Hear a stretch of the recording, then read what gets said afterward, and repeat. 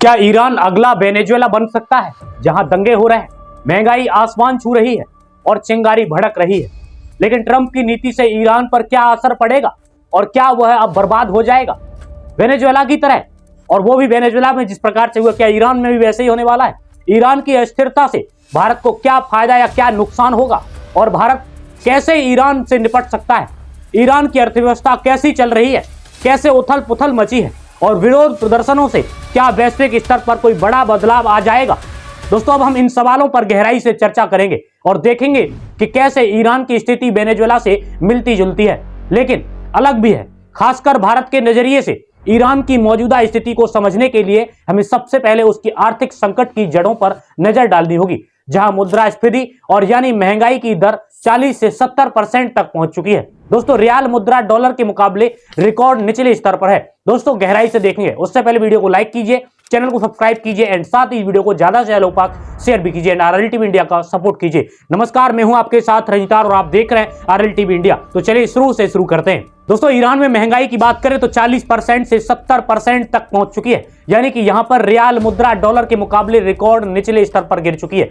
जैसे कि $1 के बदले 4 लाख रियाल से ज्यादा का आदान प्रदान हो रहा है, जो पिछले साल से 80% से अधिक की गिरावट दर्शाता है। अब यह अमेरिकी प्रतिबंधों पर तेल की घटती कीमतों और आंतरिक कुप्रबंधन के कारण हो रहा है, जिसकी वजह दिसंबर 2025 के अंत में शुरू हुए विरोध प्रदर्शन पूरे देश के 31 प्रांतों में फैल चुके हैं और शुरू के तेहरान के बाजारों में महंगाई के खिलाफ उठी आवाजें अब शासन विरोधी नारों से बदल चुकी हैं, जहां लोग न सिर्फ आर्थिक सुधार बल्कि पूरे इस्लामिक गणराज्य की व्यवस्था को चुनौती दे रहे हैं और अधिकारियों की सख्त कार्रवाई से सैकड़ों मौतें हो चुकी हैं दोस्तों, जबकि हजारों गिरफ्तारियां हुई हैं, लेकिन वेनेजुएला के संकट से काफी मिलती जुलती हैं। जहां अमेरिकी प्रतिबंधों ने तेल आधारित अर्थव्यवस्था को चमरा दिया था और अब मुद्रास्फीति जो कि हाई इन्फ्लेशन स्तर पर पहुंच चुका है, जिससे वहां की मुद्रा बोलीवर बेकार हो गई है और लोग भूखमरी की कगार पर पहुंच गए। लेकिन ईरान वेनेजुएला से अलग है, क्योंकि ईरान की जनसंख्या बड़ी है और अर्थव्यवस्था अधिक विविध है और सैन्य क्षमता की बात करें तो मजबूत है।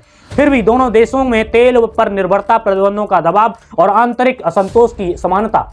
जहां वेनेजुएला में निकोलस मादुरो को अमेरिकी सेनाओं ने हटा दिया और ईरान के लिए एक चेतावनी की तरह है, लेकिन ईरान का नेतृत्व और अलग मानता है, क्योंकि उसकी संरचना आधारित और वैचारिक है और ट्रंप की नीति यह महत्वपूर्ण भूमिका निभा रही है, क्योंकि 2026 में ट्रंप प्रशासन ने ईरान पर अधिकतम दबाव की रणनीति अपनाई। किसी भी देश जो ईरान से व्यापार करेगा उस व्यापार में 25% टैरिफ लगाया जाएगा, जो चीन, भारत, रूस की तुर्की जैसे देशों को प्रभावित करेगा। ट्रंप सैन्य विकल्पों पर विचार कर रहे हैं, जैसे कि लक्षित एवं साइबर हमले, ईरान के मिसाइल कार्यक्रम पर इजराइल के साथ मिलकर कार्रवाई, लेकिन वे बातचीत को प्राथमिकता दे रहे हैं और ईरान के साथ परमाणु समझौतों की संभावना तलाश रहे हैं, जहां ईरान की यूरेनियम संवर्धन को समिति करने की मांग है, लेकिन ईरान इसे गैर पराक्रम्य मानता है, जिससे तनाव बढ़ रहा है और ईरान बर्बाद हो गया है। वेनेजुएला की तरह इसका मतलब होगा कि आर्थिक पतन और सामाजिक अराजकता और साथ ही शासन परिवर्तन हो सकता है। उनकी मजबूत रिवॉल्यूशनरी गार्ड्स और क्षेत्रीय प्रभाव जैसे कि हमास, हिजबुल्लाह और इन सब के माध्यम से इतना आसान नहीं होगा।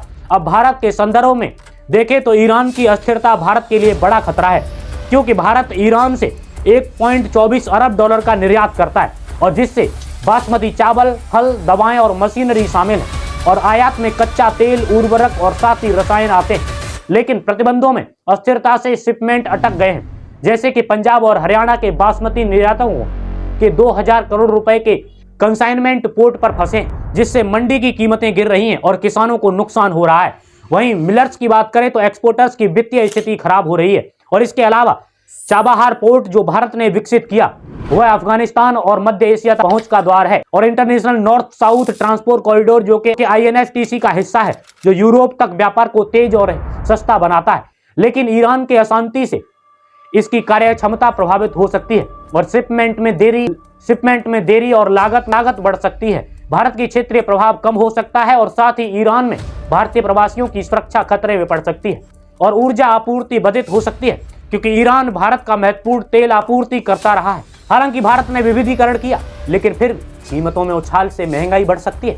इसके अलावा चीन ईरान के साथ करीबी संबंध रखता है और अस्थिरता में चीन का प्रभाव बढ़ सकता है, जो कि भारत के लिए रणनीति चुनौती है, जो कि बेल्ट एंड रोड इनिशिएटिव के माध्यम से। इसलिए भारत को सतर्क रहना चाहिए, डिप्लोमेटिक चैनल्स से ईरान की अस्थिरता का समर्थन करना चाहिए और व्यापार विविधीकरण और करना चाहिए और अमेरिका के साथ संतुलन बनाना चाहिए ताकि टैरिफ से बच सकें और बाहर जैसे प्रोजेक्ट्स को सुरक्षित कर सकें। लेकिन कुल मिलाकर ईरान का संकट वैश्विक अर्थव्यवस्था को प्रभावित करेगा, लेकिन भारत के लिए यह सबसे बड़ा असर भी होगा। यानी कि अगर वह मध्य पूर्व में अपनी भूमिका मजबूत करे तो वैकल्पिक रूट्स विकसित करे, लेकिन अगर ईरान वेनेजुएला की राह पर चला तो क्षेत्रीय अस्थिरता आ सकती है और ये काफी ज्यादा बढ़ेगी और जो भारत की सुरक्षा और अर्थव्यवस्था दोनों को ही प्रभावित करेगी।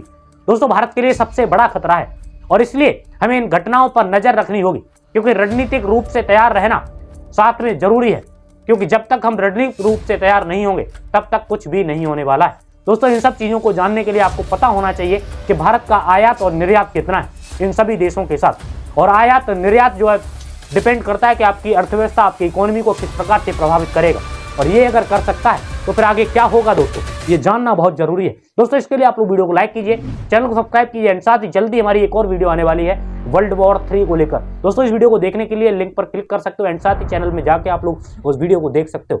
मिलता हूं आप सभी से नेक्स्ट वीडियो के साथ, तब तक के लिए जय हिंद, जय भारत, वंदे मातरम।